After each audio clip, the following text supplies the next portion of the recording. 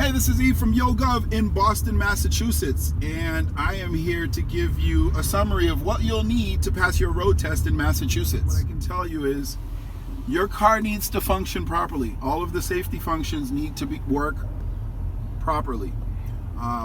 So the examiner will walk up to the car and he'll ask for left signal, right signal. He'll ask you to hit the brake. He'll see if your brake lights work. He'll ask you to put the car in reverse and make sure your reverse lights work. He will ask you to blow the horn. And then he will ask you to put the car in drive, pull up the emergency brake, put the car in drive, and let it go. And make sure that the car's not rolling. So your emergency brake must function properly. That means your brakes have to be up to par. And then he will ask the person who is trying to get their license to show him the hand signals. Left, right, stop. Once you show him that, he'll jump into the car and put on his seatbelt.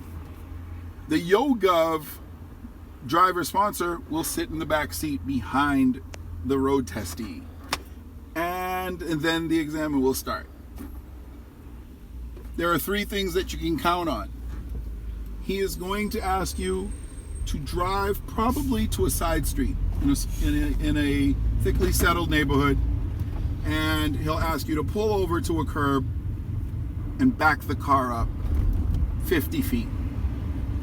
Now, when you do this, he's not looking for backing up with two hands on the wheel and using mirrors. He's looking for you to turn around in your seat, put your hand on the seat, and to back up and turn around and look to see where you're driving and control the vehicle at the same time. No mirrors. Once you've done that and demonstrate that you can back the car up in a straight line, he'll ask you to stop right there. Generally, they have you stop at the same point and do a three-point turn. We've all heard of a three-point turn, basically reverse direction in the car.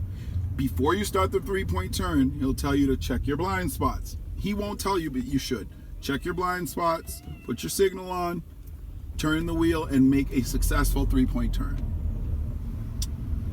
The third piece is he will ask you to pull up to a parked vehicle, and he will ask you to parallel park behind that vehicle.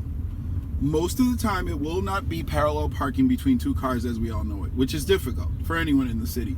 It's generally parallel park behind one car.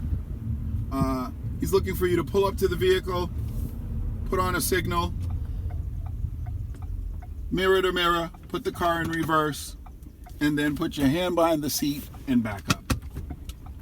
And so you do the general maneuver of pulling behind the car. If you can do that successfully, those are the three maneuvers that are required. Once you've done those three successfully, you're fine.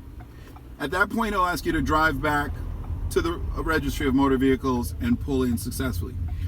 They're looking for safety. They're looking for hands on the steering wheel, 10 and 2. When you're turning, hand over hand, no palming the wheel. If you already have a license, not a good idea to bring the bad habits to the test. Two hands on the wheel, stay at the speed limit or below, about 5 miles below the speed limit is good. You also can't drive too slow, so there's no granny driving. They will fail you for driving too slowly.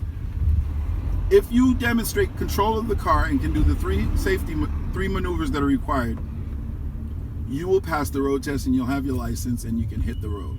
That's it for me, Yves from YoGov. I'll see you on the road.